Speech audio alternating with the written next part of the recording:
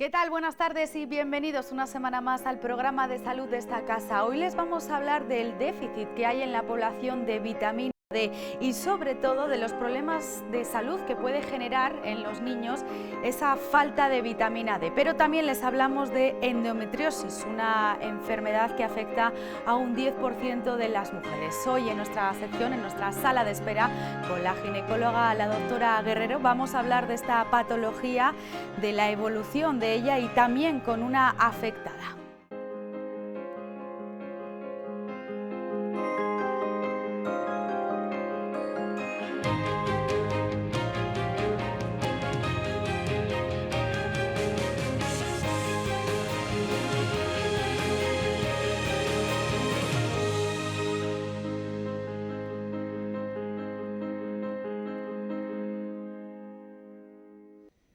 Algunos estudios demuestran que la vitamina D aumenta la salud musculoesquelética y reduce la mortalidad asociada a problemas óseos en algunos grupos de población, especialmente en los ancianos y otros grupos de riesgo. Pero por otro lado, existen evidencias, han salido estudios científicos de que la vitamina D influye en el desarrollo del cáncer, la enfermedad cardiovascular, los procesos autoinmunes y las infecciones. Vamos a hablar de ello hoy con el presidente de la Asociación Pediátrica, Venancio Martínez.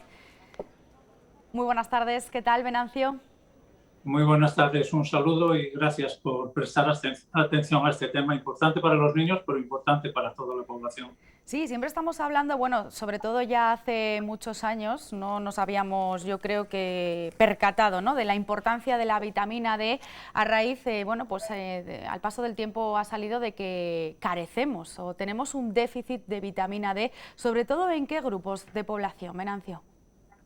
Bueno, yo creo que la importancia de la vitamina D se le dio de siempre, sobre todo desde que se relacionó con el origen del raquitismo, que fue una epidemia devastadora en algunos momentos de la historia, ¿no?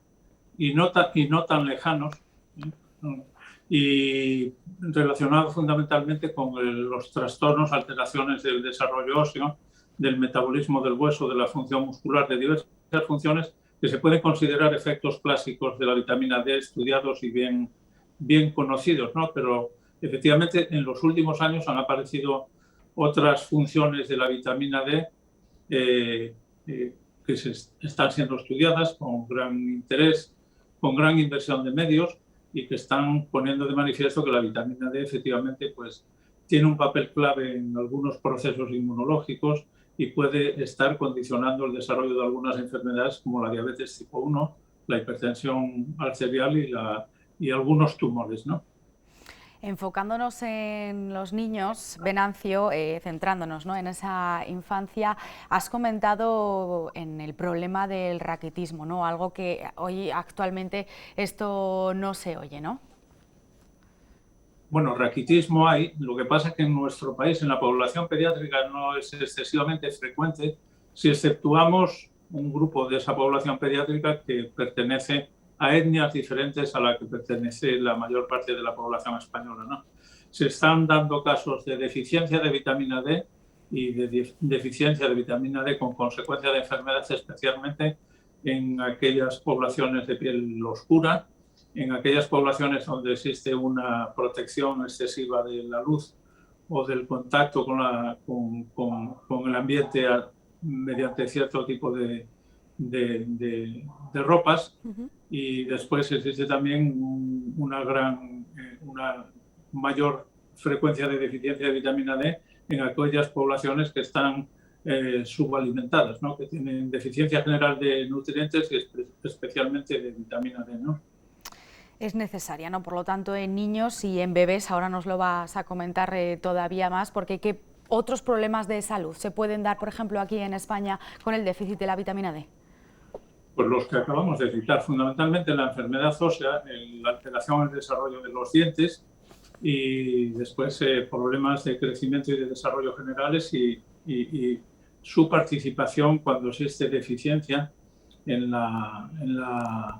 el desarrollo de esas enfermedades que citaba, enfermedades cardiovasculares y problemas como tumores de diferente localización y el desarrollo de hipertensión arterial en las personas ya de cierta edad a partir de la adolescencia. ¿Cómo sabéis los pediatras que los niños tienen suficiente vitamina? Bueno, pues lo sabemos por la observación directa del niño. Existen unos signos o unos estigmas de enfermedad por deficiencia de vitamina D que los pediatras conocemos y que valoramos, intentamos identificar en todos los niños que pasan por nuestras consultas, y después, aparte de esa valoración directa del niño, pues las encuestas sobre los hábitos alimentarios de las familias y del niño, propiamente del niño, ¿no? Esos son los dos instrumentos que nos permiten sospechar que pueda haber un déficit de vitamina D o que haya un raquitismo ya manifiesto, una enfermedad manifiesta, y que obliga a hacer estudios sanguíneos y estudios radiológicos también para confirmarlo. Es cierto que con el año de vida, ahora con el primer año de vida, los bebés reciben un suplemento, ¿no?, de esa vitamina D. ¿Por qué es necesario si los niños están sanos?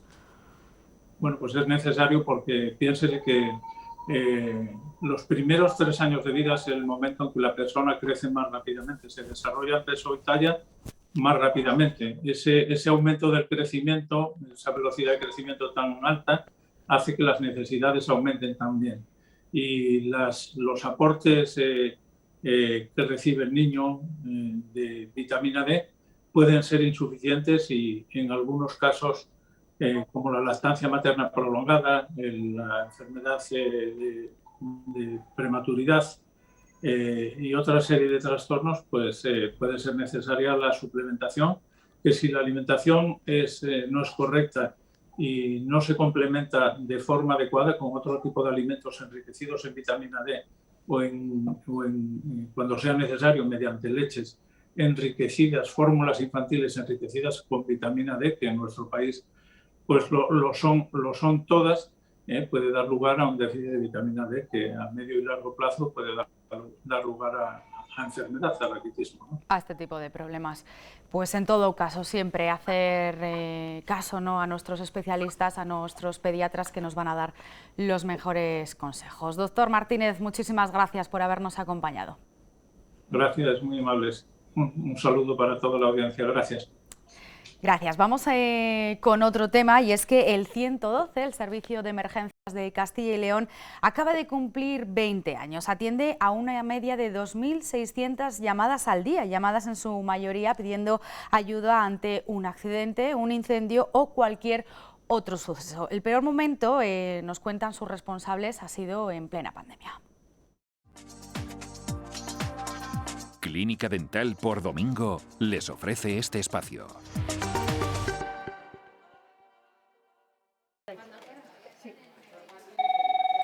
Cada 5 segundos entra una llamada en el centro de emergencias 112.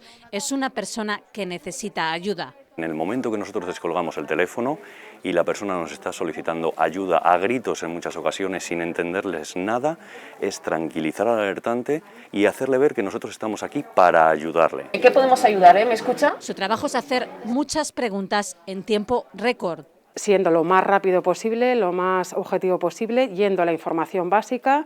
Atienden una media de 26.000 llamadas cada día. Son emergencias, accidentes, incendios, atropellos o rescates. Ellos avisan y policía, guardia civil, bomberos o personal sanitario movilizan los equipos. Después de 20 años y millones de llamadas, el peor momento lo han vivido ahora, durante la pandemia. Estuvimos a punto de colapsar del desbordamiento tan grande de llamadas que recibíamos a diario. Se puso de manifiesto mucha gente con carencias, mucha gente solitaria en los domicilios que solicitaban ayuda. Muchos incidentes terminan bien. Un menor de 4 años que llamó informando de que su madre se encontraba en coma diabético. Ese incidente tuvo un final feliz. Su ayuda desde esta sala llega a cualquier punto de Castilla y León. Por Domingo, Clínica Dental. Especialistas en salud y estética dental, con más de 20 años de experiencia en Burgos. Ofrecemos soluciones integrales personalizadas a través de implantes, periodoncia, tratamiento de encías, ortodoncia y estética dental, buscando la solución más conservadora y menos invasiva. Por Domingo, Clínica Dental. Sonrisas por Domingo.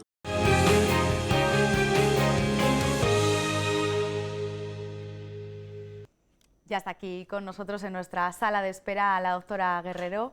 Buenas tardes, María, ¿qué tal? ¿Cómo estás? Buenas tardes, muy bien. Hoy vamos a hablar de endometriosis, un problema de salud, bueno, pues bastante común, yo creo, también en las mujeres, una enfermedad que afecta a un 10% en edad de procrear, y es importante realizar un diagnóstico a tiempo, pues para que los síntomas de esta afección, como pueden ser los dolores vaginales, no se agraven. María, ¿qué es esta patología ginecológica? Bueno, la endometriosis, como su nombre indica, hace referencia al endometrio. El endometrio es la capa interna del útero, lo que las mujeres en edad fértil producimos cada mes, y ese tejido es expulsado al exterior a través del cuello del útero, con lo que conocemos como la regla. Cuando ese tejido, cuya ubicación habitual tiene que ser la cara interna del útero, no se encuentra en ese lugar, sino se encuentran otros múltiples, definimos que hay una enfermedad denominada endometriosis. Esas localizaciones pueden ser incluso dentro del útero, lo que es la musculatura uterina, que tiene su trascendencia, puede ser en el peritoneo, la capa interna que recubre toda la cavidad abdominal, en los ovarios, a nivel del intestino y, bueno, de manera excepcional, pero casos publicados de focos endometriósicos a nivel de piel, a nivel de cerebro, a nivel de pulmón, de páncreas, pero estos son casos excepcionales. Lo habitual es que su localización, la localización de la endometriosis, sea predominantemente a nivel pélvico. Al final afecta, he dado el dato, ¿no?, a un 10% de las mujeres en edad de procrear. Es una patología más común de lo que nos imaginamos, pero es, hay mucho desconocimiento, tal vez. Bueno, en parte la endometriosis puede ser que según algunos autores esté infradiagnosticada, porque en algunos casos la sintomatología no existe, es inexistente, en otros puede ser leve, y luego algo que define realmente la endometriosis es el dolor. Las mujeres que tienen endometriosis, si lo tenemos que asociar, como en la escuela nos ponían un signo, un síntoma con una enfermedad, a la endometriosis le define el dolor. Son mujeres que tienen en general, en los casos importantes y severos, una mala calidad de vida, porque la presencia de esos focos endometriósicos va a hacer que coexistan con el dolor. Dolor con la regla, dolor pélvico crónico, dolor con las relaciones sexuales, en función de dónde se localicen los focos, como he comentado previamente, que tengan dolor al orinar, al defecar. Esto hace, bueno, pues que las mujeres que sufren este dolor de forma constante y ese empeoramiento que puede llevar en su calidad de vida, al final les lleve a una alteración de su vida personal, de su salud sexual, de su salud mental. El estar conviviendo con dolor al final deprime, crea ansiedad, te limita. Es una enfermedad realmente con un abanico de posibilidades muy amplio, y que puede llevar a confundir con otras, como puede ser una enfermedad celíaca o un colon irritable, una alteración en la funcionalidad de la sexualidad. Es decir, no es fácil diagnosticar esta enfermedad. Cuando realmente localizamos en el diagnóstico los focos endometriósicos, los vemos pues en la misma ecografía que estamos viendo en la pantalla, o bien con una resonancia o una laparoscopia, sí tenemos muy bien etiquetada la enfermedad. Pero en ocasiones es difícil el diagnóstico porque lleva una clínica y una exploración anodinas, unos diagnósticos por imagen anodinos, y no siempre es fácil, por eso se tarda en el diagnóstico, claro, en ocasiones. Se habla que de media suele tardar de 8 a 10 años.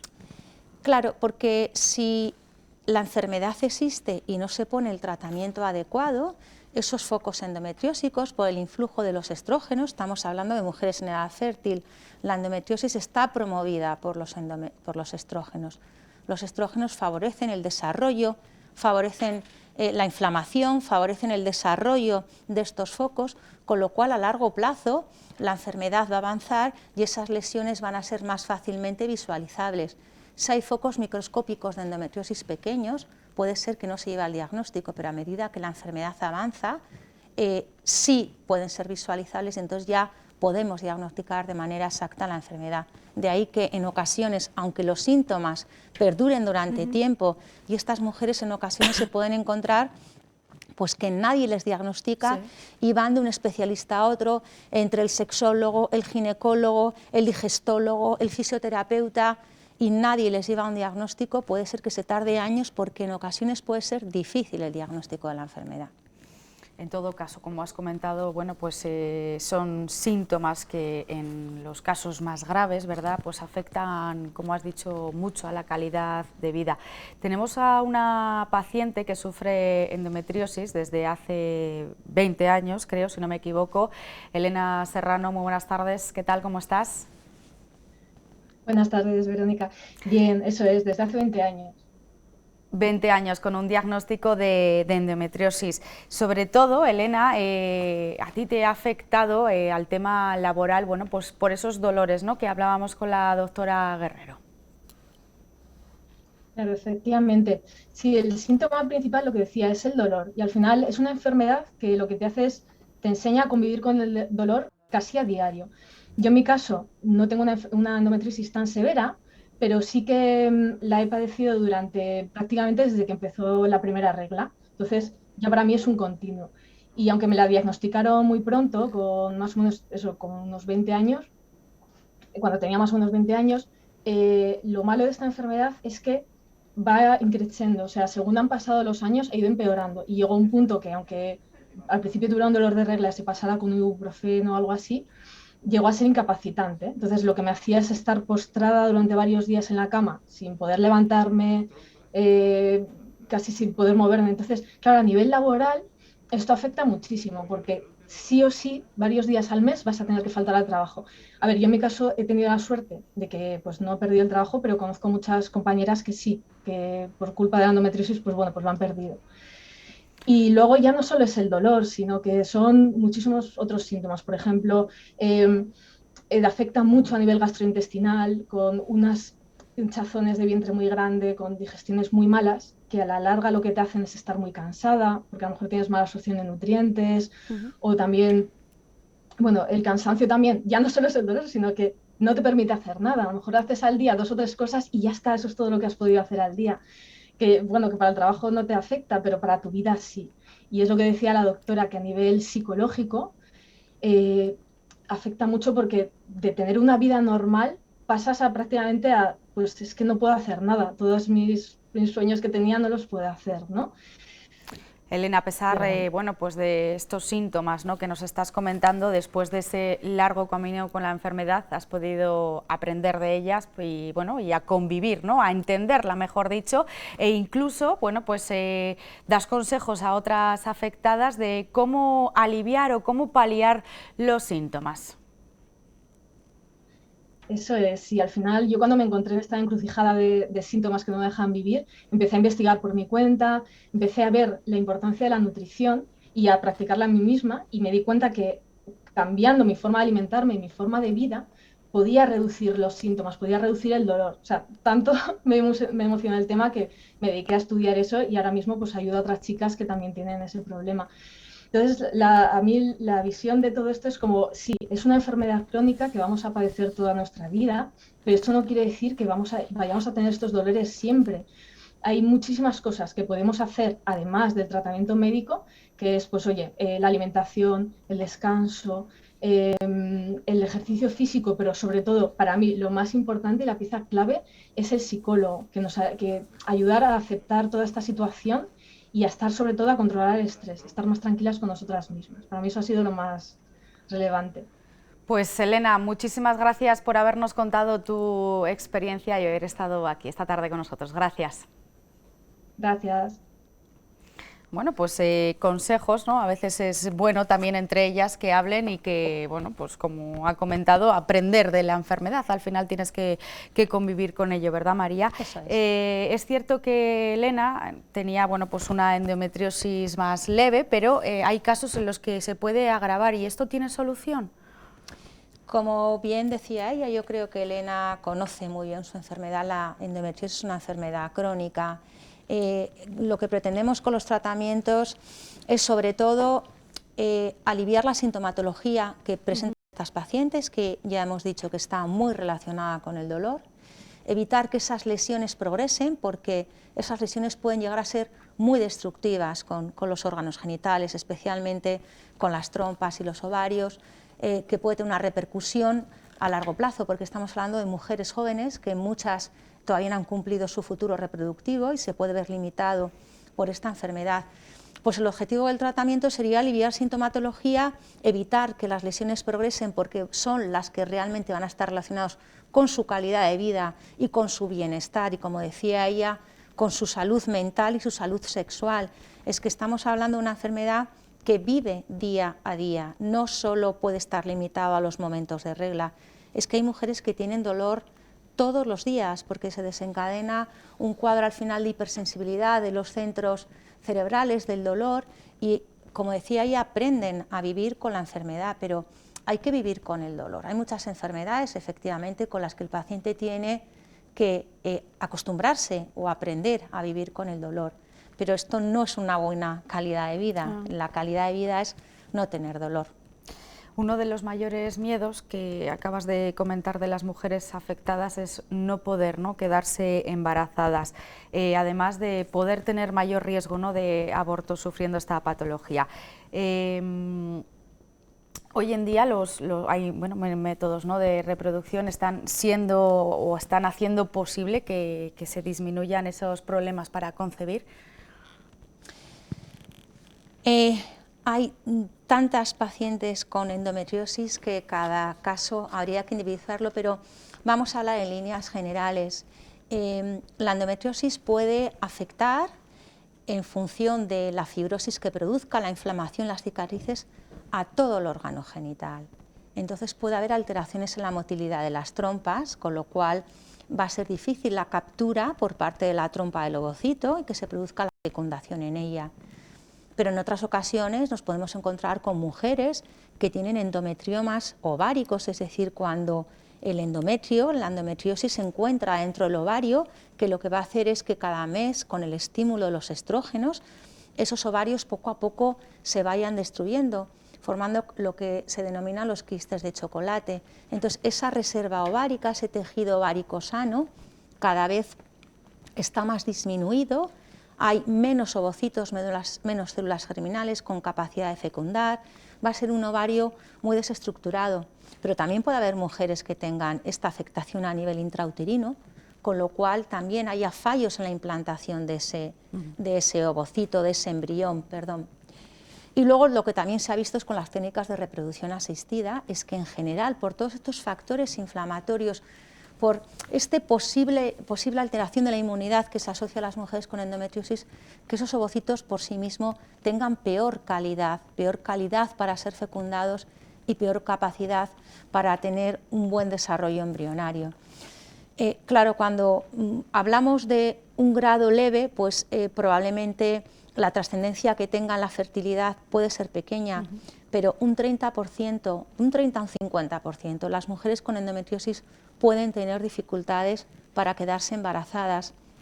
Claro, en función de la gravedad anatómica, efectivamente igual tienen que recurrir a una técnica determinada de reproducción asistida con las limitaciones en función, pues, de las lesiones que tenga cada mujer. Bueno, pues en todo caso, como siempre, están los especialistas para dar consejos, ¿no?, y bueno, pues poder entender, ¿no?, esta enfermedad y que la entiendan sus pacientes. Doctora Guerrero, muchísimas gracias, como siempre, por acompañarnos. A vosotros. Y nosotros nos despedimos ya. Les espero la próxima semana aquí, como siempre, en la 8 Burgos. Gracias por acompañarnos. Chao.